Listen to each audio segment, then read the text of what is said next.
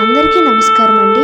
ఈరోజైతే మనం భగవద్గీత పార్ట్ 2 అంటే భగవద్గీత సారాంశాన్ని కంటిన్యూ చేస్తున్నాను. అధ్యాయం 10 విభూతి యోగం. దేవుడు సృష్టిలోని ప్రతి గొప్పదానికి మూలం. ఉదాహరణకు సూర్యుడి వెలుగు దేవుని మహిమ లాంటిది. ఇక్కడ మనం అర్థం చేసుకోవాల్సింది ఏంటంటే దేవుడు ఎక్కడా లేనిది లేదు. అధ్యాయం 11 విశ్వరూప దర్శన యోగం. అర్జునుడు శ్రీకృష్ణుడి విశ్వరూపాన్ని చూశాడు. ఉదాహరణకు ఒక గింజలో పెద్ద వృక్షం దాగి ఉంటుంది, అలాగే దేవుడిలో సమస్తం దాగి ఉంది. ఇక్కడ మనం అర్థం చేసుకోవాల్సింది ఏంటంటే దేవుడు సర్వసృష్టిలో విస్తరించి ఉన్నాడు. అధ్యాయం 12 భక్తి యోగం. భక్తి ద్వారా దేవుణ్ణి చేరవచ్చు.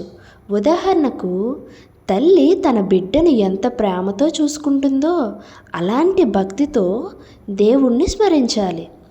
ఇక్కడ మనం అర్థం చేసుకోవాల్సింది ఏంటంటే భక్తి అంటే నిస్వార్థ ప్రేమ. అధ్యాయం 13 క్షేత్రజ్ఞ విభాగ భాగం. దేహం క్షేత్రం, ఆత్మ క్షేత్రజ్ఞుడు.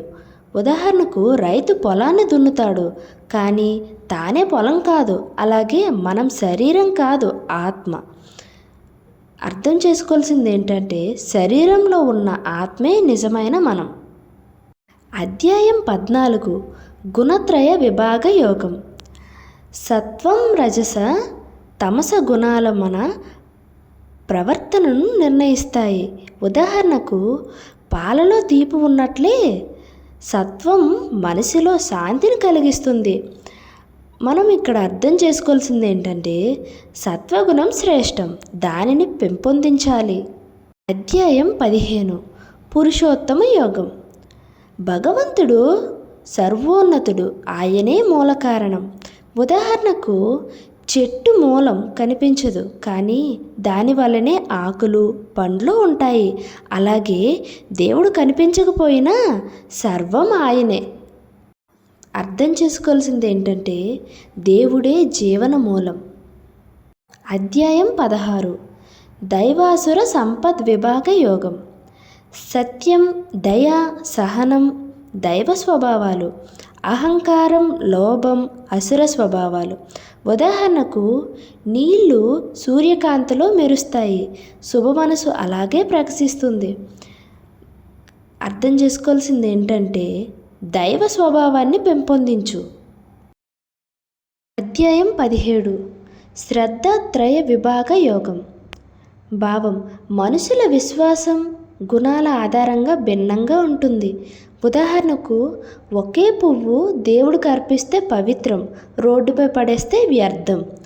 అర్థం చేసుకోవాల్సింది ఏంటంటే శ్రద్ధతో చేసినది ఎప్పుడూ పవిత్రం.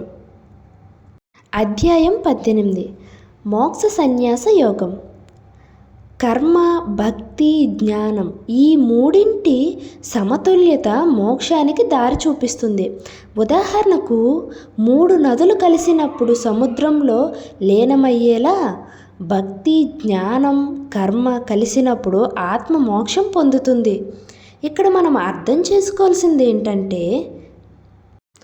సర్వధర్మాన్ పరిత్యజ్య మమేకం శరణం వ్రజ. దేవుని శరణ పొందు, ఆయనే రక్షకుడు. ఈ అంతటికీ సారాంశం ఏంటంటే కర్తవ్యాన్ని భక్తితో చేయి, ఆత్మజ్ఞానం పొందు, దేవుని స్మరించు, అప్పుడు జీవితం ధన్యమవుతుంది. హరే కృష్ణ. భగవద్గీత మనకు జీవితం ఎలా గడపాలో, మన కర్తవ్యాన్ని ఎలా చేయాలో నేర్పుతుంది. మనసుకు నియంత్రించి సత్యం మరియు ధర్మం మార్గంలో నడిస్తే అదే నిజమైన భక్తి. ధన్యవాదములు. ఈ వీడియో మీకు నచ్చితే తప్పక లైక్ చేయండి, షేర్ చేయండి అండ్ సబ్స్క్రైబ్ చేసుకోండి. జ్ఞానాన్ని పంచుకుందాం, భక్తిని పెంచుకుందాం. అలాగే మరిన్ని ఇలాంటి వీడియోస్ కోసం మా ఛానల్ని సబ్స్క్రైబ్ చేసుకోండి.